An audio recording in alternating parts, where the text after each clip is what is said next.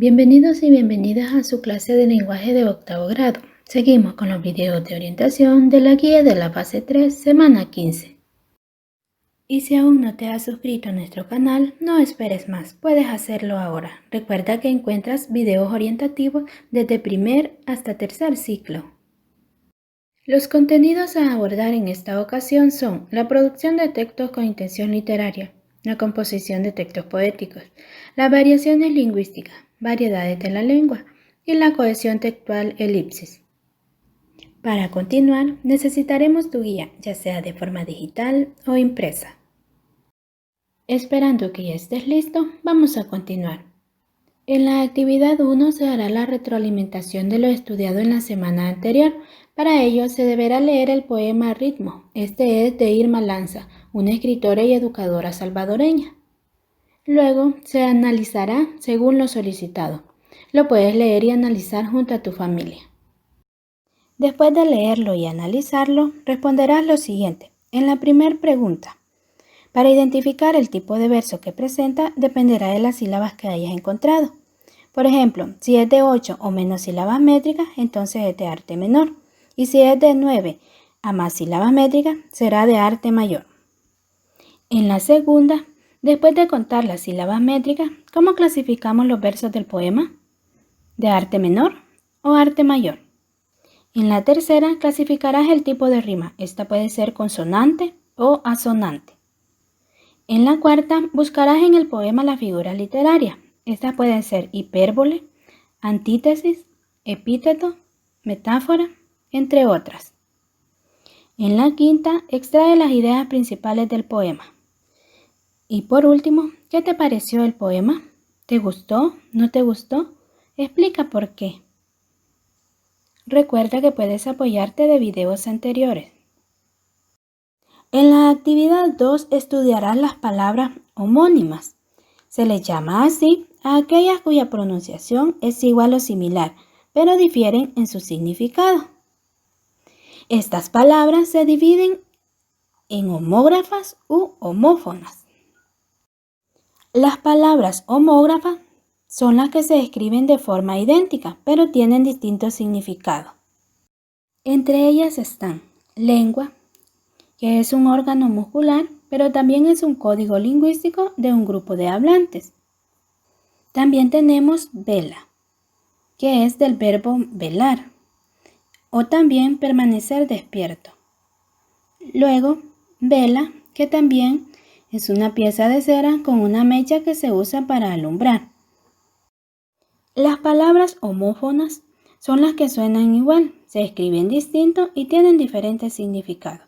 Cuando se tiene duda para determinar su ortografía, se debe buscar el apoyo del contexto en el que son usadas.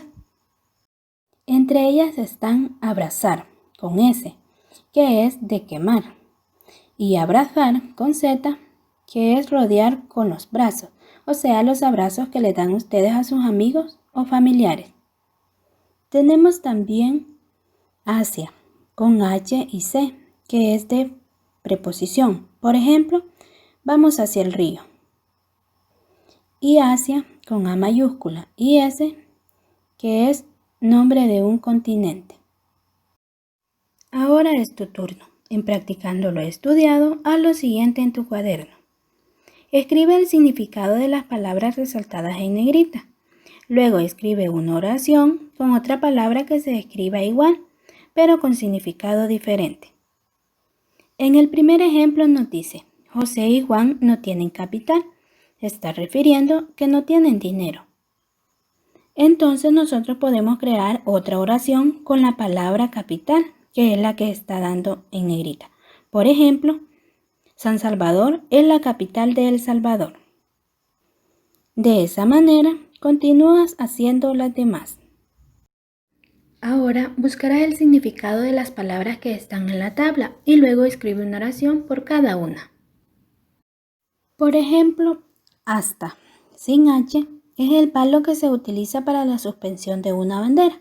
Entonces nosotros podemos escribir, el ave posó en el asta de la bandera. Y hasta, con H, es preposición. Un ejemplo sería, caminamos hasta la montaña. En la actividad 3 leerás la información acerca de la elipsis como mecanismo de cohesión textual. Cuando habla de cohesión, es una propiedad del texto que facilita su comprensión. Entre los mecanismos de cohesión textual está la elipsis. Esta consiste en la supresión de algún elemento léxico del texto sin que altere su sentido. Los elementos léxicos omitidos pueden ser palabras, sintagmas u oraciones. Esta supresión se realiza frecuentemente en dos circunstancias. En la primera, cuando un elemento léxico aparece antes en el texto y es identificado fácilmente. Por ejemplo, la profesora llega al instituto, deja el bolso en la sala de profesores, entra en el aula y explica el tema. En este ejemplo, se entiende que siempre se está hablando de la profesora, sin estar repitiendo la palabra profesora en cada oración. En la segunda, cuando un elemento léxico se deduce fácilmente por el contexto verbal, por ejemplo, ya sabe, despacito y en voz bien alta.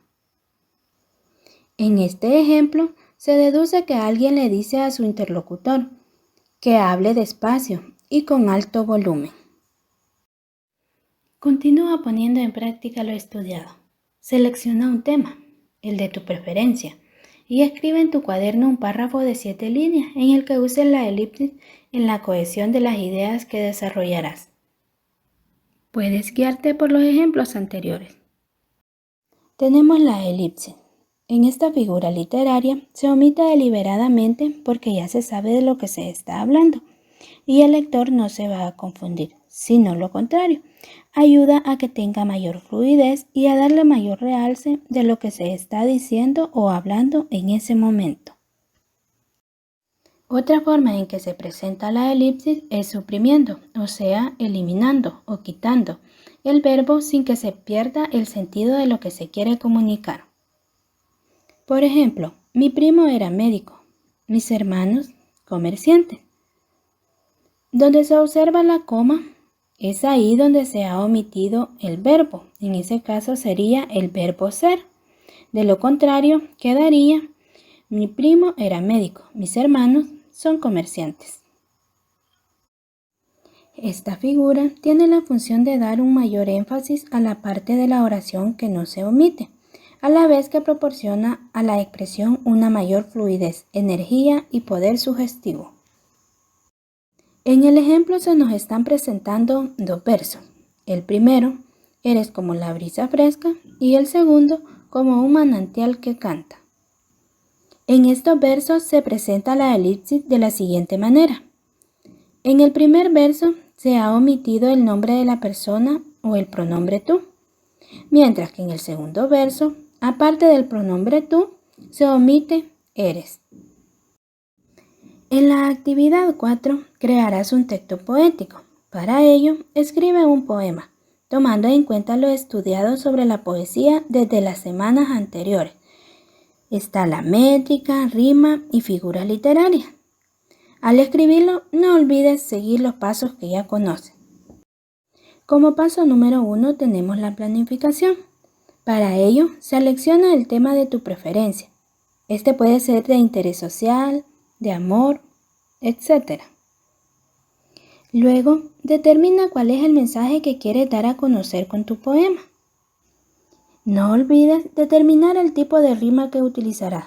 Pueden ser consonante o asonante. Y por último, escribe y ordena las ideas que quieras presentar. Como paso número 2 tenemos la textualización. En tu cuaderno escribe los versos cuidando que todos tengan el mismo número de sílabas. Métricas. No olvides la ley del acento final. Recuerda que cuando el verso termina en palabra aguda, se suma una sílaba métrica. Tampoco te olvides de aplicar las licencias poéticas. Estas pueden ser sinalefa, diéresis, entre otras. También utiliza figuras literarias, entre ellas, por lo menos, una elipsis. En el paso 3, edición, verificarás que todos los versos tengan el mismo número de sílabas métricas. El uso correcto de elipsis y que los sentimientos sean transmitidos de forma clara. También, mantener siempre el tema y el uso correcto de la rima. Y si ya lo revisaste y hay algo que no te parece, puedes ajustar tu poema. En el cuarto y último paso tenemos la publicación. Cuando ya tengas la versión final de tu poema, puedes compartirlo con tus familiares. Esto puedes hacerlo leyéndolo en voz alta. Para terminar, si está en tus posibilidades, toma una fotografía de tu poema y una de lo realizado en las actividades 2 y 3 y se las envías a tu docente por el medio de comunicación que te sea más factible. Espero que este video te sea de ayuda y puedas complementar todas las actividades. Hasta la próxima.